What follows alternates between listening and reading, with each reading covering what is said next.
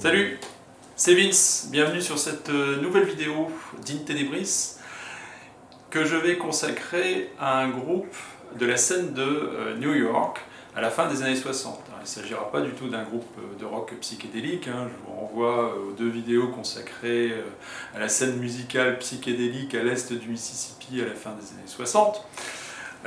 Non, là, nous n'y sommes pas du tout. New York, pour que vous compreniez où je vais en venir, c'est une ville cosmopolite, lieu de convergence des migrations en provenance d'Europe depuis le XVIe siècle. C'est aussi un lieu de convergence de migrants en provenance des Caraïbes en particulier, qui apportent leurs pratiques musicales, mais aussi leurs pratiques rituelles. Le musicien et le groupe dont je vais vous parler, c'est Exuma.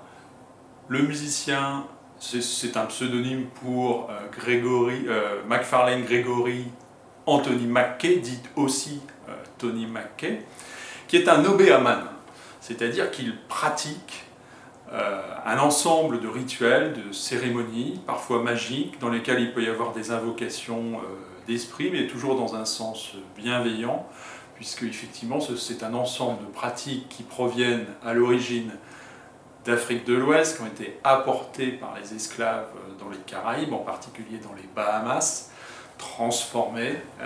Donc Exuma enregistre deux albums à la fin des années 60. En fait, les deux premiers sont publiés en 1970 sur le label Mercury Records.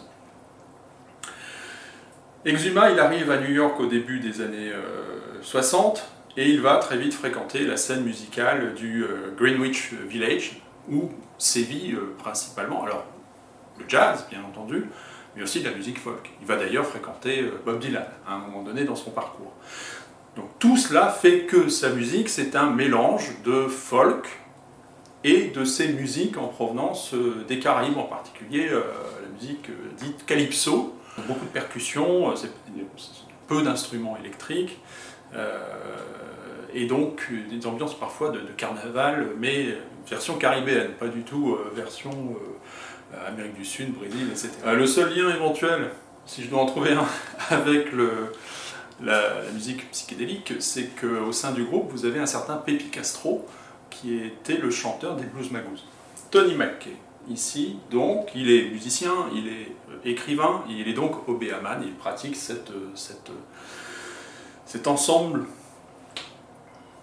de rites, comme je disais, bienveillants, destinés à régler les conflits domestiques, mais aussi des rituels de guérison. Très différent du vaudou, qui vient d'Haïti, où là, le vaudou, c'est une véritable religion, avec un clergé, avec des enseignements, où l'invocation des esprits peut s'accompagner de possession, de transe. Très différente aussi du houdou, à la Nouvelle-Orléans, dont vous connaissez probablement un des adeptes qui est le Dr John. Là, c'est un vrai bazar.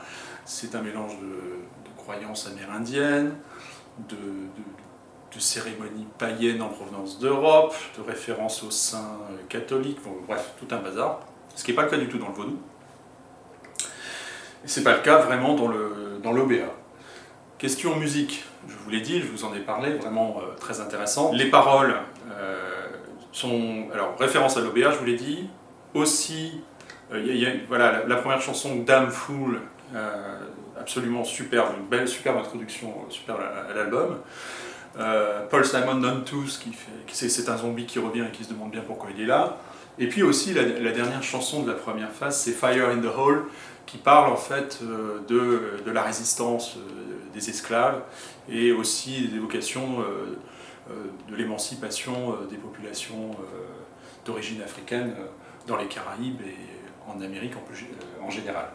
Voilà, c'est un album à redécouvrir qui est peu connu. Il va continuer sa carrière bien sûr ensuite.